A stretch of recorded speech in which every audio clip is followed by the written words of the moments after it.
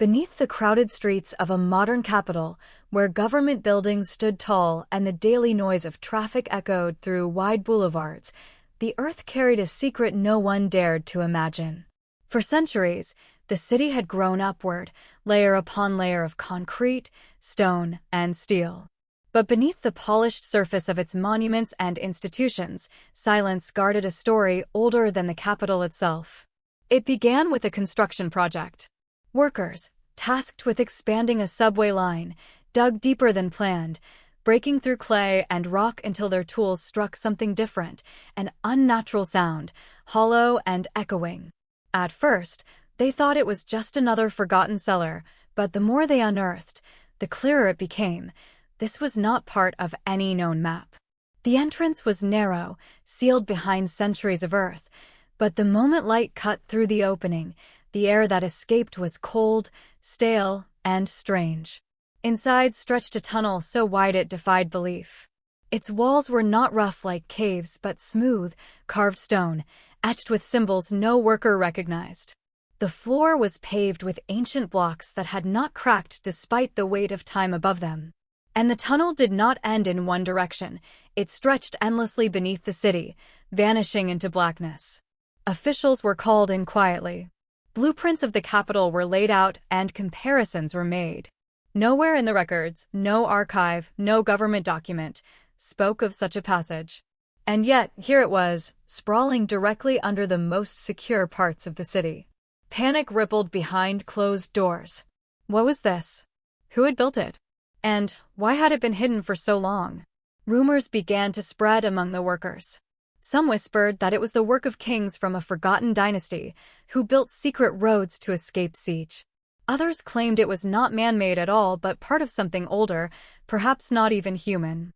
Late at night, security guards stationed near the entrance swore they heard faint sounds drifting from deep within, metal dragging against stone, footsteps that faded the closer you listened, and whispers echoing without a source.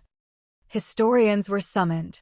Some pointed out that the city had been founded atop layers of civilizations. It was not impossible, they argued, that such a tunnel had been built by those who came before.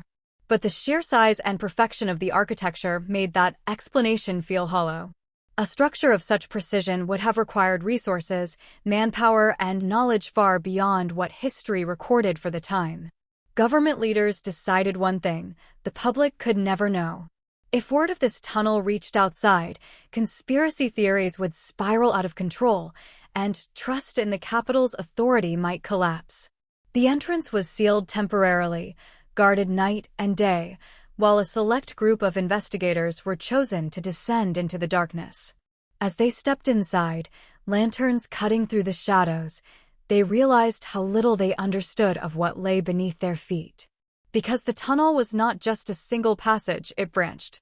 Corridors split off like veins, disappearing in multiple directions, suggesting an entire hidden network beneath the nation's beating heart. And at the end of one corridor, barely lit by the flickering lamps, they found something that froze them in place: a massive stone door, sealed shut, with markings that glowed faintly under the touch of light. The hidden tunnel was not just a passage. It was an entrance. To what, no one yet knew. The great stone door loomed ahead like a silent sentinel. Its carvings, etched with symbols alien to the modern eye, glimmered faintly as if they absorbed and reflected the lantern light. None of the investigators could explain it. The markings were neither from the city's known history nor from any language recorded in books. They belonged to something outside the familiar timeline, something that unsettled even the most rational minds. Engineers examined the door, pressing their palms against the cold surface. It did not yield, yet it gave the impression of waiting. The air around it grew thicker, charged with a strange weight, as though the very passage itself resisted intrusion. Weeks of effort followed, tools hammered, drills pressed, machines brought in under secrecy, but the door refused to break. So, they turned back to the network of tunnels that branched away from it.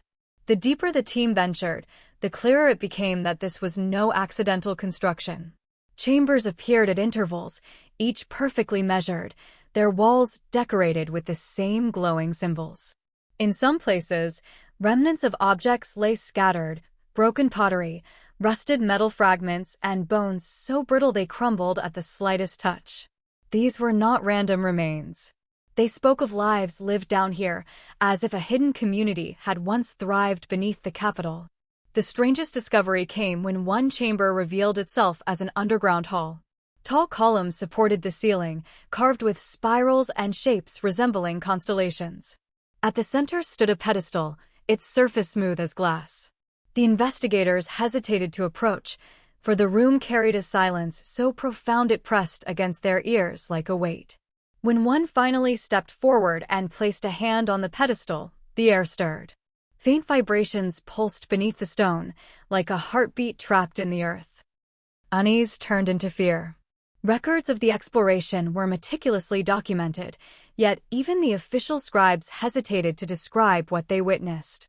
Lanterns flickered wildly in certain parts of the tunnels, their flames bending toward unseen currents. Shadows lengthened unnaturally, stretching across the walls even when no one moved. And on more than one occasion, members of the team reported the sensation of being followed. Not by footsteps, but by a presence unseen yet undeniable. Still, they pressed on. Greed for answers outweighed caution. The tunnels hinted at secrets powerful enough to rewrite history, and those in charge above would not allow retreat. They wanted knowledge, or perhaps control. So, the investigation pushed forward, mapping deeper into the labyrinth. It was during one such descent that they stumbled upon the most disturbing sign yet. At the farthest edge of the mapped tunnels, beyond a collapsed section, a new chamber revealed itself. The walls here were different, darker stone, slick to the touch.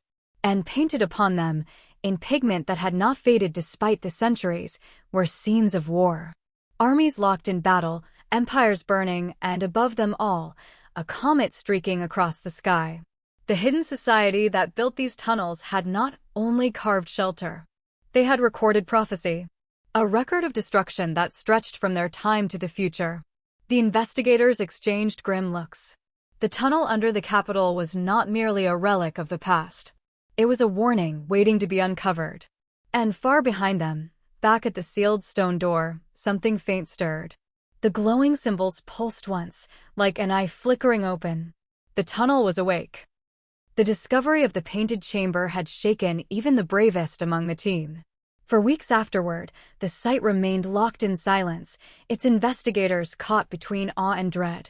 Above ground, rumors began to spread.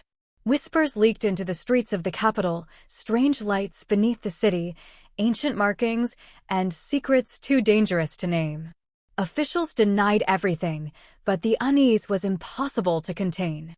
In the tunnels below, the work continued. The stone door, the one they had failed to open, became the focus again. The strange pulse within it had not gone unnoticed. Experts returned, bringing instruments of science and faith alike. They measured vibrations, tracked electromagnetic fields, and even summoned priests to read blessings over the ancient seal. Yet nothing silenced the faint, rhythmic thrum that now echoed through the stone, steady as a drumbeat buried deep in the earth. And then, without warning, it opened. No tool forced it, no hand pushed it. One night, as guards stood watch, the carvings lit with an unearthly glow, filling the entire tunnel with cold, white light. The air quivered, dust raining from the ceiling as the massive slab of stone shifted backward on hidden mechanisms, groaning like a beast awakening after 1,000 years. What lay beyond was not a passage, but a vast underground hall.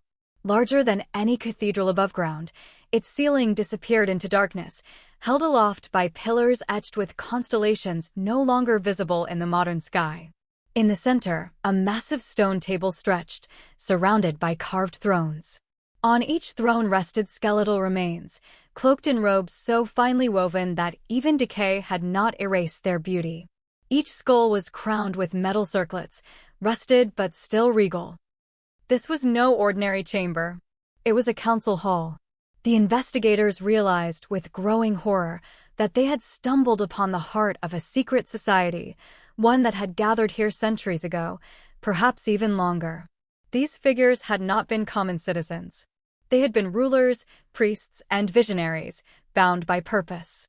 Their presence in the tunnels explained the prophecies carved into the walls. They had met here under the city to steer the fate of empires. But the chamber revealed more. Behind the thrones, carved into the very stone, was a mural unlike any seen before. It depicted cities rising, crumbling, and rising again. Armies marched, crowns changed hands, and towers burned. And across it all, again and again, was the comet. Sometimes high in the sky, sometimes low, sometimes colliding with the earth in flame. It was not a single moment in history, but a cycle. A warning that destruction always returned. The council had known this truth. And perhaps, in their last meeting, they had sealed themselves here, keeping their knowledge hidden until the world above was ready or foolish enough to find it. As the investigators studied the mural, another detail emerged. At the bottom of the carving, etched in deeper strokes than the rest, was a final scene. It showed the very capital above them, unmistakable with its great palace and domes.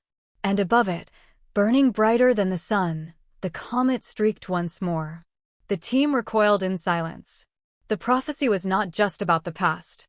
It was about their present, and perhaps their immediate future. From that day, the tunnel was sealed again, this time not by ancient builders, but by the government itself. Records were confiscated, witnesses silenced, and guards placed at every entrance. The public was told nothing more than that the investigation had ended. But the investigators could not forget what they had seen. They carried it in their minds like a shadow, knowing that one day, perhaps sooner than anyone expected, the sky might blaze with fire. And when it did, the hidden tunnel under the Capitol would no longer be a secret. It would be a reminder, a warning ignored. The world above would pay the price.